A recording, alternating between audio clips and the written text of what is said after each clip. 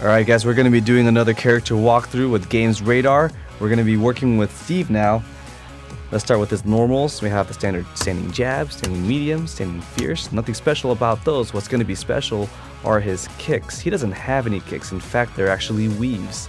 So the light kick version is this. There's no follow-up, nothing special about it besides avoiding mid attacks and high attacks. So let's show that. But it doesn't avoid low attacks. In fact, all of his kicks can avoid medium and high attacks, but not low attacks. So his medium kick one is to weave the other way. Now you can follow that up with a shoulder, and then do an additional combo after that. The roundhouse version is a quick spin and it moves him forward. This allows you to apply pressure at all times.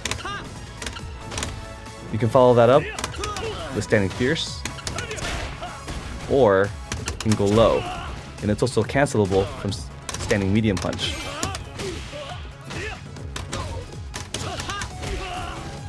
So now let's go into the crouching attacks. All the crouching attacks are cancelable. Crouching jab, crouching medium, crouching fierce, crouching short, crouching medium kick, and the standard crouching roundhouse. The crouching fierce will be your anti-air. Show them that. Not the most reliable anti-air. You tend to trade a lot, but try to use what you get. So let's go to his jumping normals. Jumping jab, jumping short, jumping fierce, and jumping roundhouse. Jumping roundhouse is kind of weird. It's really hard to time the roundhouse sometimes. It sometimes whiffs on standing opponents for whatever reason. Not right now, but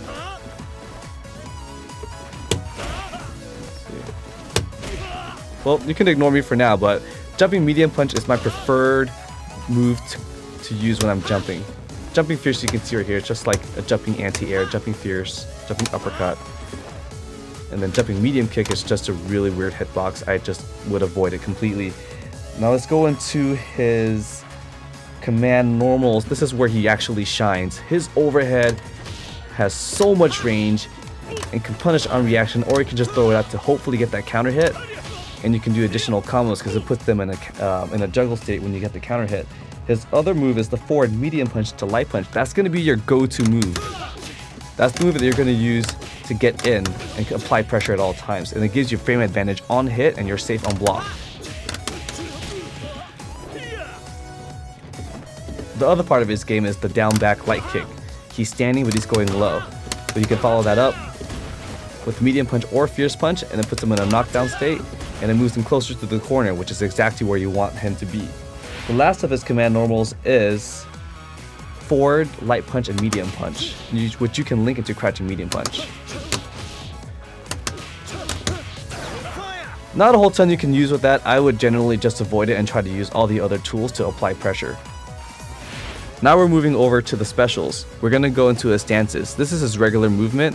He has pretty good move speed, no drawbacks really. Now he goes into his flicker stance. He's going to get extended limbs. And you can actually use these as an anti-air.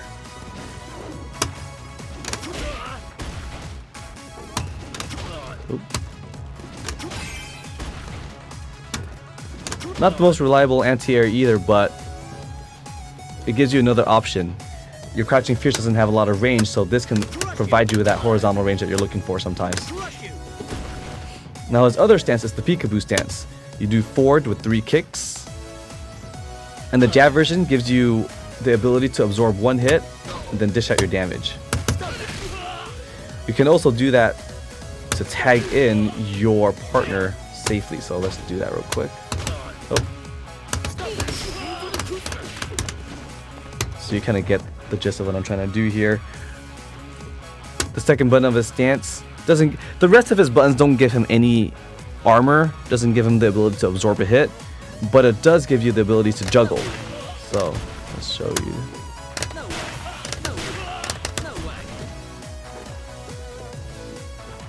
And this is the fierce punch version.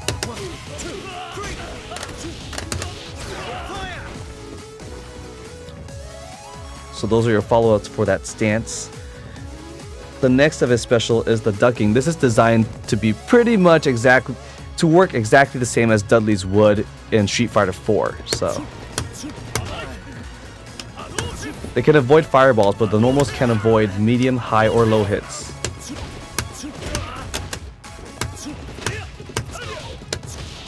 As you can see there, but the EX will avoid the medium and high hits. Oh.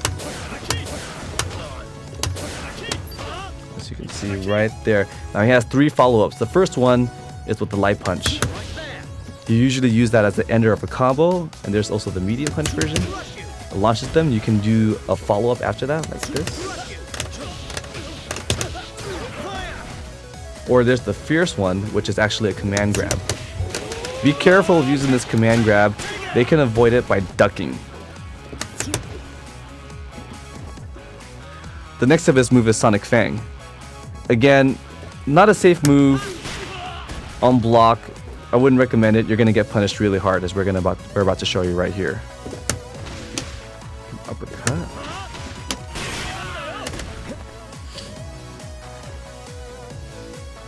The other move this is a pretty bad move.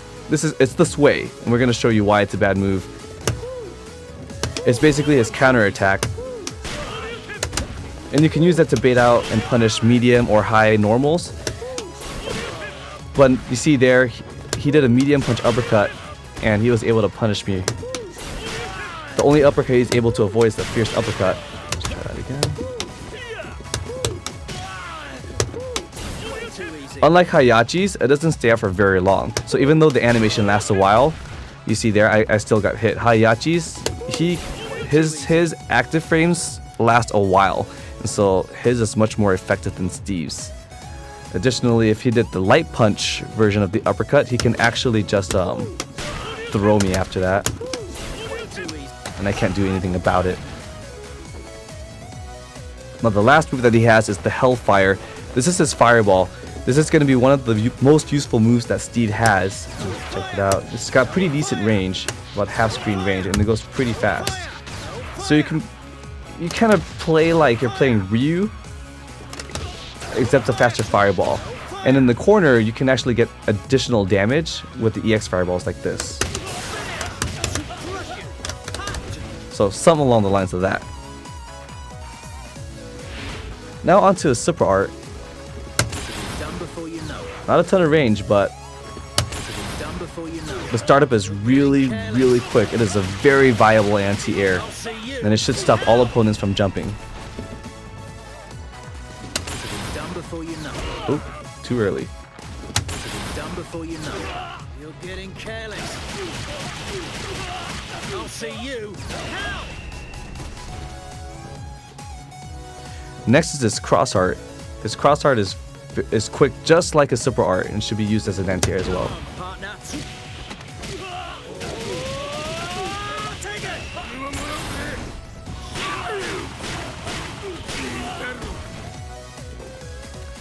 Now let's go into some basic combos. We're going to do some basic tag-in combos with Balrog into Steve, and show you what my follow-up would be in this case scenario. Oops.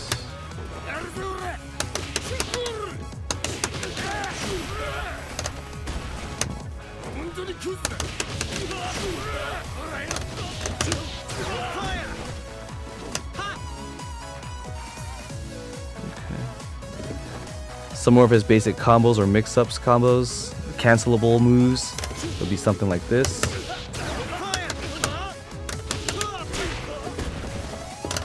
Apply pressure at all times. Put him to the corner. High-low mix-ups. You always want to apply pressure while playing Steve. Some of his more advanced tactics, you got to be able to link his normals, especially this one. That one looks pretty easy, but it's a little tougher than you think. So let me try to get this combo for you guys to see, because this is the potential of Steve's damage output. But you know, there's going to be a ton more for people to discover when they actually start playing this game.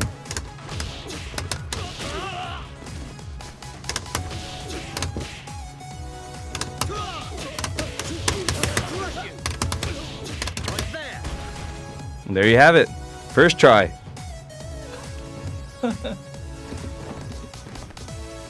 Another one of his more important combos is his counter hit combos. This is where Steve really thrives.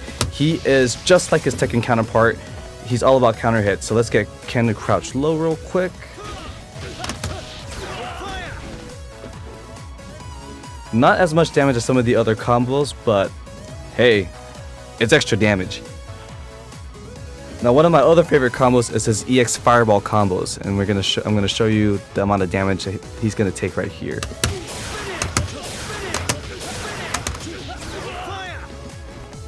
So if you want to look flashy, you want to look cool, that's what you're gonna do. I mean, that's what I'm gonna do. My analysis of Steve is, you know, he has a lot of potential to be something really good, but right now you're gonna try to rely on a lot of his mix-ups and just try to capitalize on his ability to get in and stay in. And that's about it for Steve. Stay tuned for more character walkthroughs at GamesRadar. This is Crackfiend. See you later.